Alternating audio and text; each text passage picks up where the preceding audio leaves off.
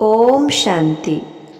मोर आध्यात्मिक प्रेमी भाई भौणी माने गत अध्याय आमे राजयोगर आधार एवं विधि विषय शुणी। आज आमे शुणिबा राजयोगर स्तंभ। साधारणतः आमे टेबुल देखिचे। गोटे टेबुल रो चारोटी जाक गोड़ जदि मजबूत अच्छी तेबे टेबुल टी को आमे मजबूत बोली कहि परिबा। जदि गोटे गोड़ मजबूत नाही ताहेले टेबुल टी को आमे मजबूत बोली कहि परिबा नाही। सेहीपरि राजयोगर मध्य चारोटी स्तंभ रहिछि। आमको चारोटी जाक स्तंभ मजबूत करबाकू पड़िबो। प्रत्येक स्तंभर प्रत्येक स्तंभ सहित कनेक्शन रहिछि। गोटे स्तंभ को मजबूत करदेले आउ तीनोटी स्तंभ मजबूत हो जिवो। तेबे से चारोटी जाक स्तंभ कौन एबे आमे सुनिबा। प्रथमटी हेउछि सत्संग। कथारे अछि जैसा संग ऐसा रंग। भागवत रे भी लिखा अछि उत्तम संगे संग जार से करे उत्तम व्यवहार। हीना साथी रे हीना गति हसी कहती जदुपति। आमे भाबुचे पुराना शास्त्र टिके पढ़िले बा शुणिले बा टिके भजन कीर्तन आदि कले बा केउठी टिके प्रवचन शुणिबा पई गले बास हे गला। एही होचे सत्संग करबा। जदि ए सब को सत्संग कुहाजिबो ताहेले सबुदिन ए सब करबा लोक उपरे टिके भी मध्य सतर रंग लागुनी। जदि सारा जीवन ए सब करि आसुथिबा लोक उपरे टिके भी सतर रंग लागुनी ताहेले आमे ए सब को सत्संग कहि परिबा कि? ये संसार रे जे पर्यंत मनुष्य बंची थाए ता अनुभव करि पारे नाही। जेते बेले से ये संसार छाड़ी के जाए सेते बेले अनुभव करे। सेथिपाई सब बाहक माने सब श्मशान को नेला बेले कहि थांती राम नाम सत्य है हरि नाम सत्य है सारा जगत मिथ्या है। ता माने हरि नाम राम नाम ही सत्य। God is truth not truth is God. संसार रे केवल जणे ही सत्य से हेले ईश्वर। तांक सहित संग करिबा ही प्रकृत सत्संग। तांक सहित किपरि संग करिबा?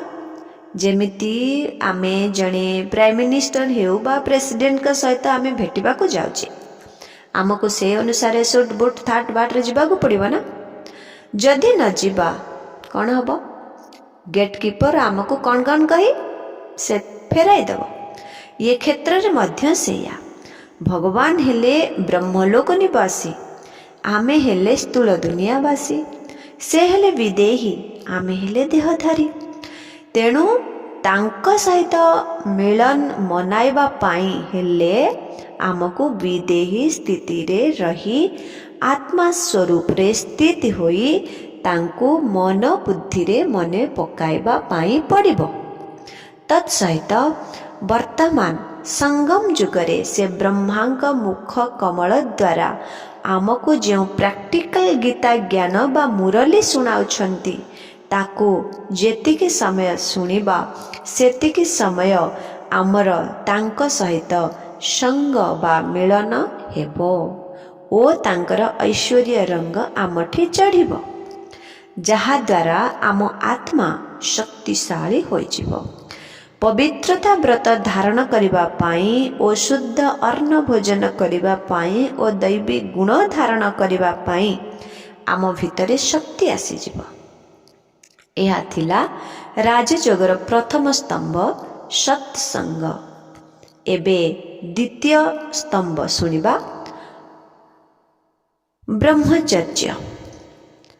ब्रह्मचर्य बा पवित्रता व्रत हेउछि जीवनर सबुठु श्रेष्ठ व्रत। उदाहरणतः आमे देखिबा जणे बाल्यकालरु जदि गृहत्याग करी साधु सन्यासी होई जाउछि ତାକୁ ସମାଜରେ ଏବଂ ଲୋକମାନେ କେତେ ଉଚ୍ଚ ନଜରରେ ଦେଖୁଛନ୍ତି। ଭାଗବତରେ ଅଛି, ଯାହାର ପୂର୍ବ ଭାଗ୍ୟ ଥିବ ତା ପୁତ୍ର ବୈରାଗୀ ହେବ। ଯାହାର ସେତିକି ଭାଗ୍ୟବଳ ବା ପୁଣ୍ୟବଳ ଥିବ, ତାହେଲେ ସେ ଘରୁ ଗୋଟିଏ ପୁତ୍ର ସନ୍ତାନ ହେଉ ବା କନ୍ୟା ସନ୍ତାନ ହେଉ ଆଧ୍ୟାତ୍ମିକ ମାର୍ଗରେ ପାଦ ରଖିପାରିବ। ତା ପାଖରେ କ୍ରୋଧ ଥାଉ, ଲୋଭ ଥାଉ, ମୋହ ଥାଉ, ଅହଙ୍କାର ମଧ୍ୟ ଥାଉ, କେବଳ ଟିକେ ପବିତ୍ରତା ବ୍ରହ୍ମଚର୍ଯ୍ୟ ପାଇଁ ଲୋକ ତାଙ୍କୁ କେତେ ଉଚ୍ଚ ନଜରରେ ଦେଖନ୍ତି। ସମସ୍ତେ ତାଙ୍କୁ ବାଲ ବ୍ରହ୍ମଚାରୀ ମହାତ୍ମା ବୋଲି କହି ତାଙ୍କ ପାଦ ତଳେ ମଥାନତ କରିଥାନ୍ତି। ଇଏ ହେଲା ପବିତ୍ରତା ବା ବ୍ରହ୍ମଚର୍ଯ୍ୟର ଶକ୍ତି। ଆଜକୁ ପାଖାପାଖି 100 ବର୍ଷ ପୂର୍ବେ ସ୍ୱାମୀ ବିବେକାନନ୍ଦ ସାରା ସଂସାରକୁ ଆହ୍ୱାନ ଦେଇଥିଲେ।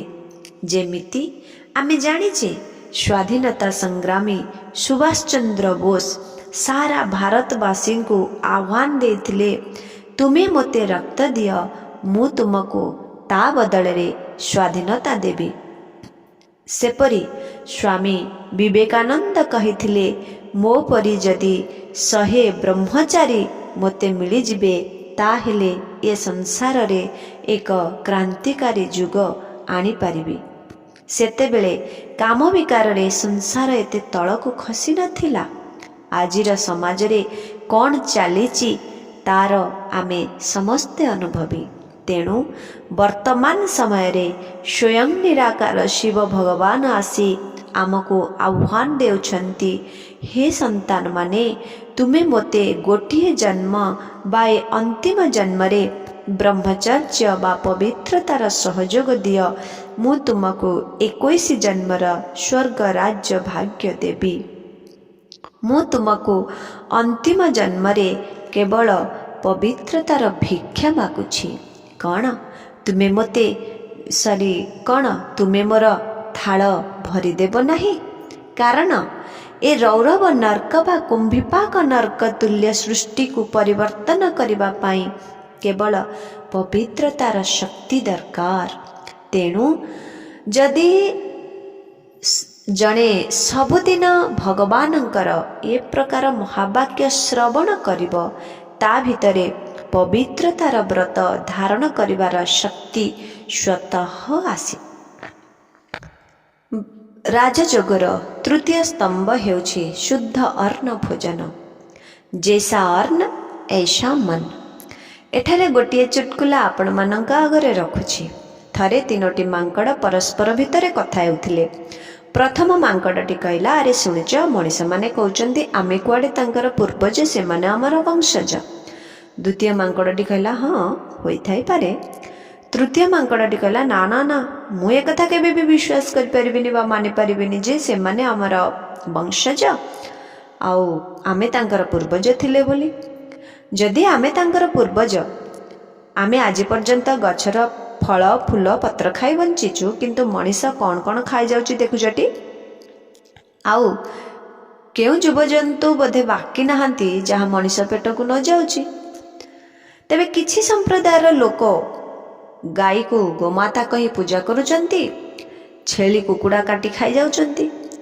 କିଛି ସମ୍ପ୍ରଦାୟର ଲୋକ ଘୁଷୁରିକୁ ପୂଜା କରୁଛନ୍ତି, ଗୋମାତାକୁ କାଟି ଖାଇଯାଉଛନ୍ତି। ଆଉ କିଛି ଲୋକ ଅଛନ୍ତି ଯେଉଁମାନେ ଘୁଷୁରି, ଗାଈ, ଛେଳି, ମେଣ୍ଢା ସବୁ ଖାଇଯାଉଛନ୍ତି। ଗୋଟିଏ ଦେଶ ତାଇୱାନ, ସେଠାରେ ଓପେନ ହୋଟେଲରେ ମଧ୍ୟ ମଣିଷ ମାଂସ ବିକ୍ରି ହେଉଛି। ମଣିଷ ଏତେ ତଳକୁ ଖସିଗଲାଣି ଯେ ଯେଉଁଠି ଛୋଟ ପିଲାମାନଙ୍କୁ ମଧ୍ୟ କୁକୁଡ଼ା ରୋଷ୍ଟ ପରି ରୋଷ୍ଟ କରି ଖାଇଯାଉଛନ୍ତି। ସାଧାରଣତଃ ମଣିଷ ଏକ ଶାକାହାରୀ ପ୍ରାଣୀ। ମଣିଷ ଶରୀରର ଗଠନ ପ୍ରଣାଳୀ ମଧ୍ୟ ସେହି ପ୍ରକାରର। ଯେଉଁମାନେ ମାଂସାଶୀ ପ୍ରାଣୀ, ସେମାନଙ୍କର ଦାନ୍ତ ଗୋଜିଆ, ନଖ ଗୋଜିଆ, ଯେମିତିକି ବାଘ, ସିଂହ, ବିରାଡ଼ି ଇତ୍ୟାଦି। ମଣିଷ तार निज संस्कृति को भूली अपसंस्कृति भितर को चली जाइछि। हिंदू धर्मर मूल मंत्र जीवे दया, जीव हत्या नुहे। जीव हत्या महापाप। संसार रे समस्तंकर बंचिबार अधिकार अछि। आमे जदि काहाको जीवन दान दे पारुने ताहेले जीवन नेबार अधिकार मध्य आमर नाही।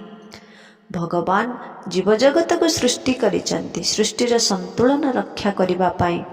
अन्नर शुद्धिकरण रे मनर शुद्धिकरण, वचनर शुद्धिकरण और कर्मर शुद्धिकरण होइथाय। आज्ञा शुद्ध सात्विक मनटिए ही प्रभु चिंतन करि परिथाय।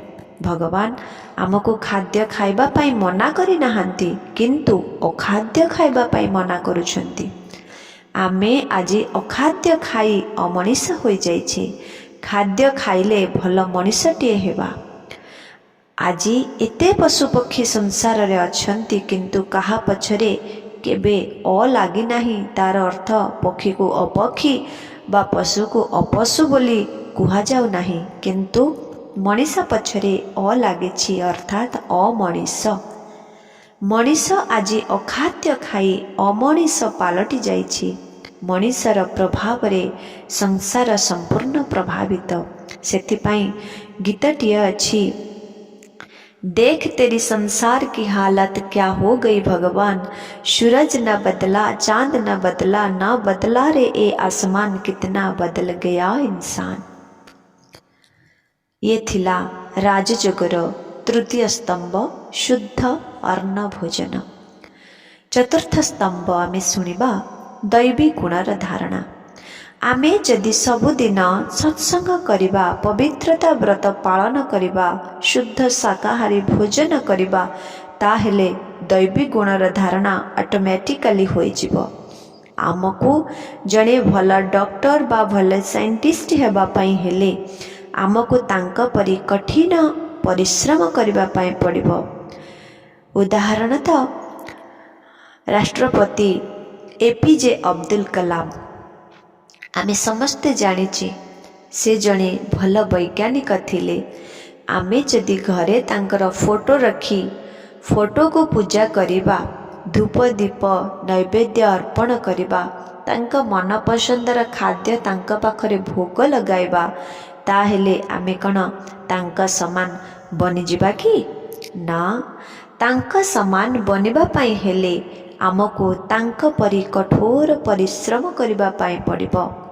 सेमिति आमको दैवी दुनिया सत्ययुगी दुनिया को जीवा पाई हेले आमको दैवी गुणर धारणा अवश्य करिबा पाई पड़िबो। आउ ता केवल राजयोग द्वारा ही संभव होई पारिबो।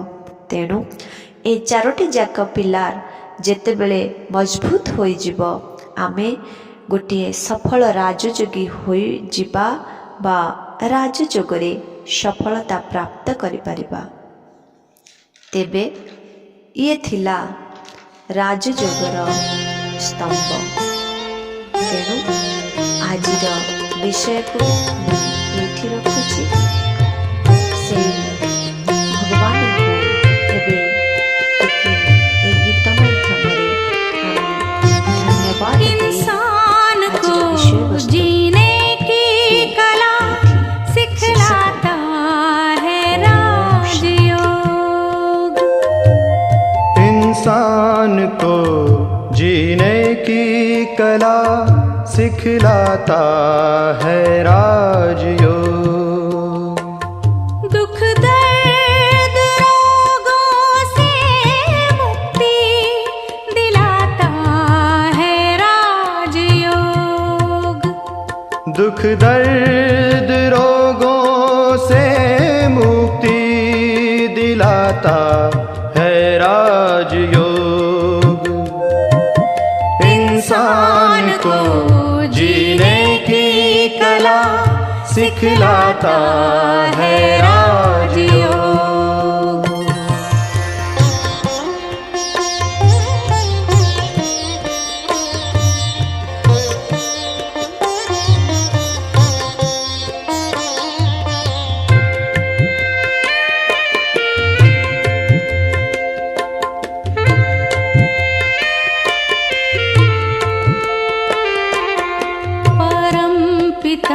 की याद में मन को जो संतुलित करता है, परम पिता की याद में मन को जो संतुलित करता है, उनके आगे हर समस्या खेल जैसी लगती है, उनके आगे हर समस्या खेल जैसी लगती है। हर समस्या में मुस्कुराना सिखलाता है राजयोग, हर समस्या में मुस्कुराना सिखलाता है राजयोग। इंसान को जीने की कला सिखलाता है राजयोग।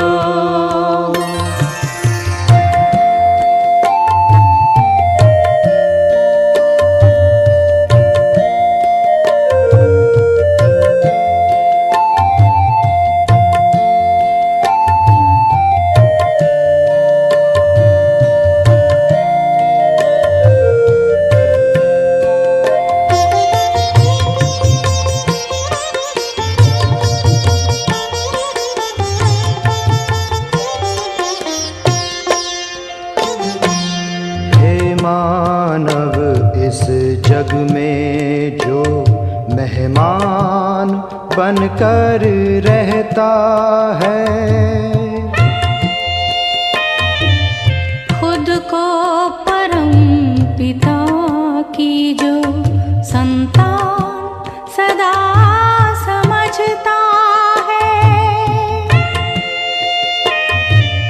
हे मानव इस जग में जो मेहमान बनकर रहता है, खुद को परम पिता की जो संतान सदा समझता है, प्रेम एकता शांति का सबको देता सहयोग, प्रेम एकता शांति का सबको देता सहयोग। इंसान को जीने की कला सिखलाता है राजयोग।